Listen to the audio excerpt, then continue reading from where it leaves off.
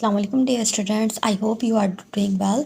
आज हम स्टार्ट करेंगे क्लास मैट्रिक का चैप्टर मैट्रिसेस का topic Cramer's rule. Last lecture में मैंने डिस्कस किया था डिटर्मिनेंट क्या होते हैं। अगर आप लोगों ने डिटर्मिनेंट को समझ लिया तो क्रैमर्स रूल जो है बहुत आसान है। तो स्टार्ट करते हैं, क्रैमर्स रूल की डेफिनेशन देख लेते हैं और किस तरह से क्रैमर्स रूल को सॉल्व किया जाता है पहले वो देख लेते हैं। A method of finding a solution of a system of equation known as Cramer's rule. कोई भी मेथड जिसको सॉल्यूशन को फाइंड करने के लिए जो सिस्टम ऑफ इक्वेशन यूज़ की जाती है वो कहलाती है हमारे पास क्रैमर्स रूल। यहाँ पे एक इक्वेशन दी हुई है हमारे पास a1x plus b1y is equals to c1। ये इसको नाम दे दिया इक्वेशन 1। ए बी सी जो है ये वेरिएबल्स हैं, यहाँ पे कोई अननोन वैल्यूज़ भी हो सकती हैं।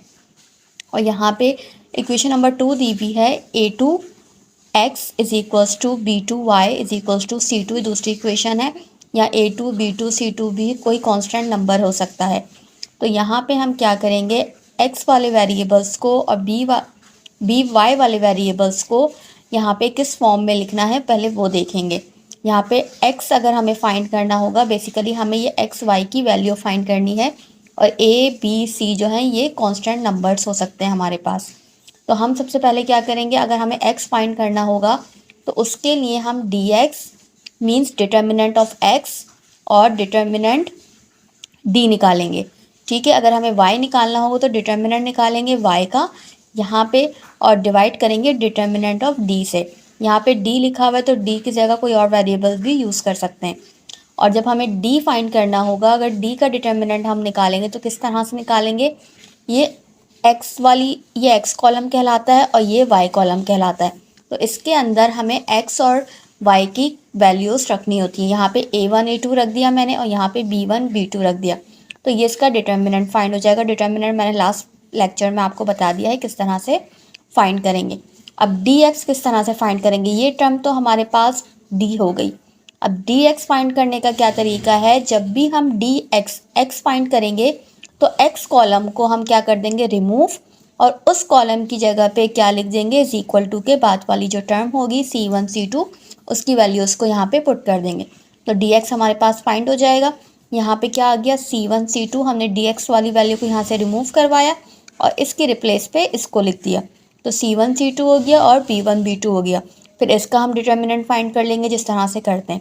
फिर dy फाइंड करने के लिए हम क्या करेंगे, a1 a2 तो अपनी पोजीशन पे रहेगा, यहाँ से रिमूव क्या हो जाएगा, b1 b2 रिमूव होके क्या आ जाएगा इसकी जगह पे c1 c2। ये तीनों चीज़ें अगर आपने फाइंड कर ली तो हम इस वैल्यू को x और y की फॉर्म में रखेंगे तो हमारे पास क्या आ जाएगा, सॉल्यूशन सेट आ जाएगा x और y का। ये थी इसकी डेफिनेशन। एग्जाम्पल सॉल्व करेंगे ताकि एग्जाम्पल से आप लोगों को और क्लियर हो जाए कि अगर नंबर की फॉर्म में क्वेश्चन आ जाएगा तो हम उसको किस तरह से सॉल्व करेंगे। ओके तो बच्चों एग्जाम्पल नंबर 1 है हमारे पास 2x plus 5y is equals to 9, 4x minus 2y is equals to 1।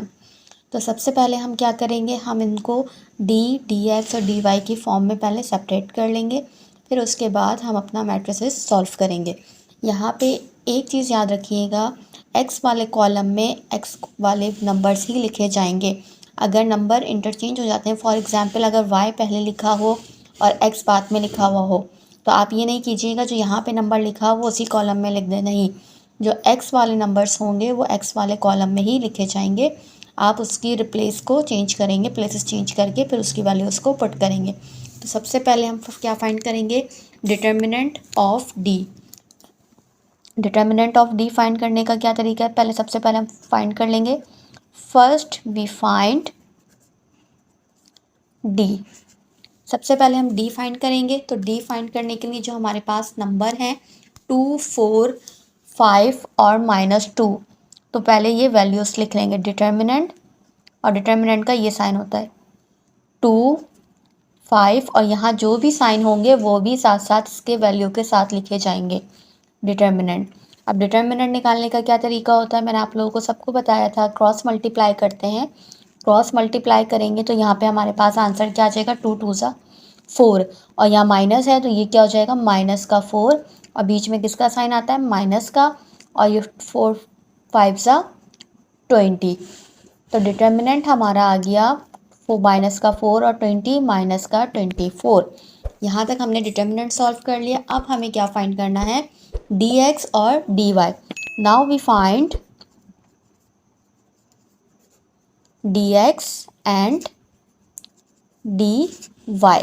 तो dx और dy फाइंड करने के लिए मैंने अभी क्या बताया था, जब dx फाइंड करेंगे तो x वाले कॉलम को रिमूव कर देंगे और उसकी जगह पे कौन सा कॉलम आ जाएगा, कांस्टेंट। जो कांस्टेंट हमारे पास दिए हुए 9 और 1, तो उसकी जगह पे हम लिख देंगे 9 1 और यहाँ पे y वाला कॉलम एज इट इज़ ऐसे ही रहेगा। तो इसका भी हम पहले क्या करेंगे, क्रॉस मल्टीप्लाई कर लेंगे। तो क्रॉस मल्टीप्लाई करके हमारा आंसर क्या आ जाएगा, 9 को -2 से मल्टीप्लाई करेंगे तो ये हो जाएगा माइनस का 18 माइनस 5 1 ज़ा 5। तो dx हमारा क्या आ गया, माइनस का 23। इसी तरह आप क्या फाइंड करेंगे, dy फाइंड कर लेते हैं।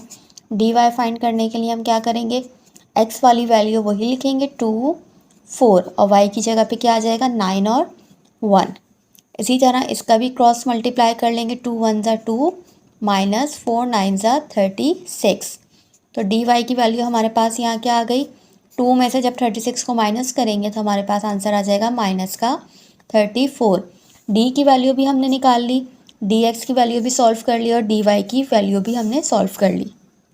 अब x और y की वैल्यू फाइंड करने के लिए क्या बताया था, x की वैल्यू फाइंड करने का क्या तरीका होता है, dx divided by d। dx जो हमारे पास आया है, dx की वैल्यू क्या आई है हमारे पास, माइनस का 23 और d क्या आया हमारे पास, डिटर्मिनेंट माइनस का 24। तो ये x की वैल्यू हो गई। इसी तरह अगर हम y की वैल्यू निकालेंगे तो फॉर्मूला क्या हो जाएगा, dy अपॉन d। तो dy की वैल्यू हमारे पास क्या आई है, माइनस का 34 और डिवाइडेड बाय माइनस का 24। माइनस साइन से माइनस साइन कट हो जाएगा, अगर ये दोनों टेबल से कट होंगे तो कट हो जाएंगे, वरना आंसर को हम यहीं छोड़ देंगे।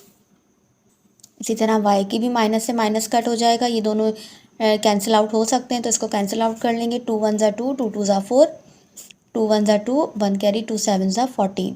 तो यहाँ क्या आ गया हमारे पास 17 अपॉन 12। तो यहाँ पे x और y का सॉल्यूशन सेट हमारे पास क्या आ गया, 23 अपॉन 24 और 17 अपॉन 12। तो ये हमारा क्या हो गया, फाइनल आंसर। डिटर्मिनेंट फाइंड हो गया। d की वैल्यू सबसे पहले हम क्या करेंगे, डिटर्मिनेंट फाइंड करेंगे। उसके बाद डिटर्मिनेंट फाइंड करने के बाद dx की वैल्यू फाइंड करेंगे, देन फिर dy की, और इस फॉर्मूले में हम इसको पुट कर देंगे। तो फिर आपका क्या आ जाएगा, सॉल्यूशन सेट आ जाएगा। बहुत ही सिंपल क्वेश्चंस हैं, बस आपको क्या आना चाहिए, डिटर्मिनेंट निकालना आना चाहिए। अगर डिटर्मिनेंट निकालना आ गया तो आंसर जो है, क्रैमर्स रूल जो है बहुत ही सिंपल है और ये पेपर्स में बहुत आते हैं क्वेश्चन, तो इसकी प्रैक्टिस ज़रूर कीजिएगा। इसी तरह एग्जाम्पल 2 है हमारे पास, 8x minus 4y is equals to 2, x plus 2y is equals to 4। तो सबसे पहले हमने डिटर्मिनेंट सॉल्व करना है इसका। तो हम क्या करेंगे, 8 और वेरिएबल के साथ कोई भी नंबर नहीं होता तो हम क्या सपोज कर लेते हैं, हमारे पास 1 है। तो यहाँ पे क्या आ गया, 8 1 माइनस 4 और 2, क्रॉस मल्टीप्लाई करेंगे, 8 को 2 से मल्टीप्लाई करेंगे, बीच में आ जाएगा फॉर्मूले का माइनस साइन। 1 को मल्टीप्लाई करेंगे -4 से, 8 2 ज़ा 16 माइनस माइनस प्लस 1 4 ज़ा 4, 16 प्लस 4 क्या आ गया 20। तो ये डिटर्मिनेंट आ गया। अब क्या फाइंड करेंगे, dx फाइंड करने के लिए 2 और 4 को हम x की टर्म में लिख लेंगे और -4 और 2 जो है y एज इट इज़ रहा। 2 को 2 से मल्टीप्लाई किया, 2 2 ज़ा 4 माइनस 4 4 ज़ा 16। तो ये माइनस और इस वैल्यू का जो माइनस है, माइनस माइनस हो गया प्लस और यहाँ आ गया 20। तो dx भी फाइंड हो गया। dy फाइंड करने के लिए x की वैल्यू हमने वही रखी 8 और 1 और y की जगह क्या रख दिया 2 और 4 कांस्टेंट। 8 4 ज़ा 32 माइनस 2 1 2 ज़ा 2, 30 माइनस 2 इज इक्वल्स टू 30। अब वैल्यूज़ को कहाँ रख देंगे, x की वैल्यू फॉर्मूले में और y की। x बराबर है dx upon T is equals to 20 upon 20, 20 upon 20 हमारे पास किसके बराबर आ जाएगा, 20 को 20 से कट कर दिया हमने तो हमारे पास क्या आ गया 1। और y की वैल्यू किस तरह से फाइंड होगी, 30 डिवाइडेड बाय 20, 0 से 0 कट हुआ, 3 अपॉन 2। तो सॉल्यूशन सेट हमारे पास क्या आ गया 1 3 अपॉन 2। इसी तरह लास्ट एग्जाम्पल है क्रैमर्स रूल की, 2x minus 3y is equals to minus का 7, 3x plus 2y is equals to minus का 4। ये भी सेम ऐसी होगी। डिटर्मिनेंट सॉल्व करेंगे, 2 3 माइनस 3 2, 2 2 ज़ा 4 माइनस माइनस प्लस 3 3 ज़ा 9, 4 और 9 को ऐड किया तो ये हमारे पास आ गया 13। Next we find D X and D Y. तो डी एक्स और डी वाई किस तरह से फाइंड करेंगे, -7 और -4 एक्स की पोजीशन पे आ गया और वाई जो है सेम एज इट इज ऐसे ही रहा, -3 और 2। -7 को 2 से मल्टीप्लाई किया तो माइनस का 14, फॉर्मूले का माइनस लिखा, माइनस माइनस ही हो गया प्लस, 4 3 ज़ा 12, माइनस का 14 माइनस का 12 इज इक्वल्स टू माइनस का 26। बड़े नंबर के साथ जो साइन आता है वो हम लगा देते हैं। डी वाई किस तरह से फाइंड होगा, 2 और 3 एज इट इज रखा, वाई की रिप्लेस पे क्या आ गया, -7 और -4। डी वाई 2 4 ज़ा माइनस का 8 हो गया, माइनस फॉर्मूले का, 3 7 ज़ा 21, माइनस का 21, माइनस माइनस प्लस, 21 में से 8 को माइनस किया तो यह आ गया 13। एक्स और डी एक्स की वैल्यू फाइंड करेंगे, एक्स बराबर है D x divided by D, minus का 26 डिवाइडेड बाई 13। तो 13 1 13, 13 2 ज़ा 26 और ये 13 1 13, 13 1 13। सॉल्यूशन सेट हमारे पास क्या आ गया, माइनस का 2 और 1। तो यहाँ पे हमारा आ गया आंसर। और एक चीज़ याद रखिएगा, जब भी हमारा डिटर्मिनेंट 0 आ गया तो हम इस क्वेश्चन को आगे सॉल्व नहीं कर सकते, वो सॉल्यूशन हमारा क्या हो जाएगा, डज़ नॉट एग्जिस्ट। क्योंकि फॉर्मूले में हमारे पास डिवाइड में डिटर्मिनेंट होता है डी, तो कभी भी किसी भी नंबर के नीचे आपने 0 देखा नहीं, क्योंकि वो तो इनफाइनाइट हो जाता है, उसको हम सॉल्यूशन निकाल ही नहीं सकते, इन्फिनिटी के बराबर होता है वो। तो जब भी हमारा डिटर्मिनेंट 0 आ जाएगा तो आंसर को आप वहीं ख़त्म कर दिएगा, फिर आपको डी एक्स और डी वाई निकालने की ज़रूरत नहीं होगी।